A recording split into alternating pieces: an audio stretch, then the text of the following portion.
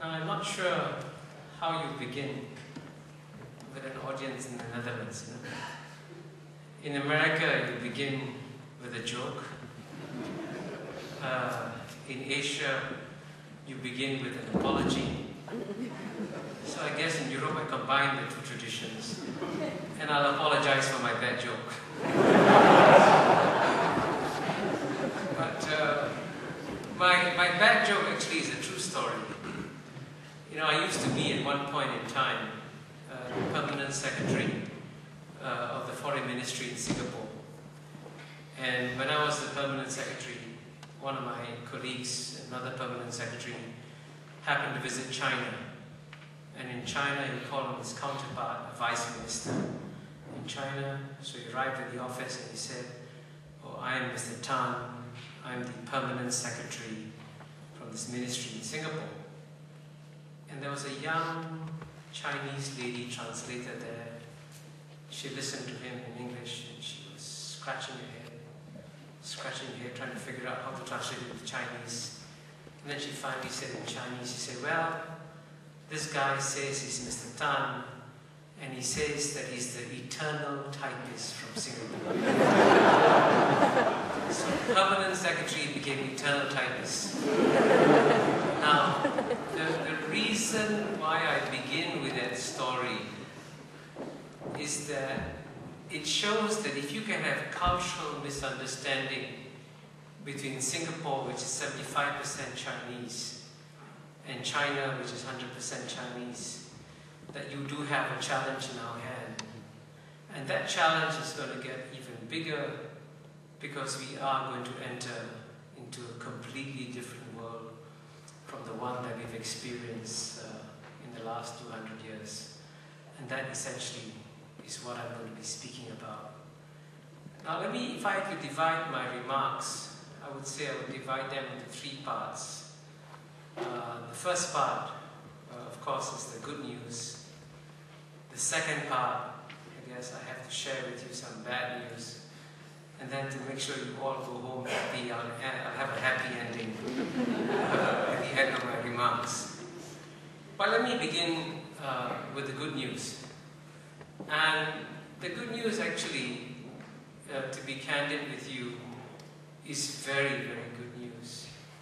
And I say this because, I spend a lot of time reading Western publications and listening to what Western leaders say. And time after time, in almost every Western leader's speech, whether it's George W. Bush, or the Canadian Prime Minister, or some European leader, there's a favorite line that they like to use. And the favorite line goes something like this: "We live in a dangerous world, and it's becoming ever more dangerous." Well, my good news is that we are not living in a dangerous world, and it is going to become far less dangerous. And that's an amazing thing to absorb. Because I have to emphasize this because at the same time, even after spending 2 days here in Netherlands, I can sense in the Netherlands a certain degree of foreboding, a certain degree of fear about the future. It's real.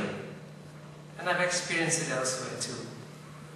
And to some extent, this sense of foreboding is natural because we are going to enter a different era. And how would I define the new era? I define it in two major points. The first major point, of course, is that we are reaching the end of the era of Western domination of world history. But I hasten to add, by the way, that the end of the era of Western domination of world history is not the end of the West. The West remains the single strongest civilization for a long, long time. You don't have to feel any sense of danger that you're going to disappear or decline. But what's different is that we're going to go from a mono-civilizational world to a multi-civilizational world. And this, of course, brings me to my second point, which is that you're going to see the return of Asia. And the reason why I call it the return of Asia is because from the year 1 to the year 1820, for 18 centuries, the two largest economies of the world were consistently China and India. And what we're going to see in this century is that by 2050, as the Goldman Sachs projection points out, the four largest economies in the world then will be number 1, China, number 2, India, number 3, United States, number 4, Japan. So 3 out of the 4 largest economies of the world will be Asian. And it's important to emphasize that this is a return to the norm. And because this is a return to the norm, it is likely to happen. But what is even more amazing is the speed at which this is happening. And frankly, even I myself wasn't quite aware how fast this change was going to happen until when I finished my book. I sent to various people and I said, please give me a blurb, please give me an endorsement, I'm going to sell the book. So I sent the book to Larry Summers, the former Treasury Secretary, the former President of Harvard. He gave me a wonderful endorsement, which you'll find on the back of the English edition. Then he sent me an additional paragraph, which is so powerful that I decided I had to put it into the book, even though I finished it. So in the last paragraph of my introduction, I put his paragraph in. And he said, basically, what's happening in Asia today is essentially a replication of what the West experienced in the Industrial Revolution. But he said in the Western Industrial Revolution, when you had an improvement in living standards, you had an improvement in living standards of about 50% in one lifetime. He said the same thing is happening in Asia, but there you don't have an improvement of 50% or 100% or 200%, but it's 10,000%. Believe me, I was very skeptical when I saw that figure. But fortunately, by sheer luck, I happened to be on a panel with the former president of World Bank, Jim Wolfenson.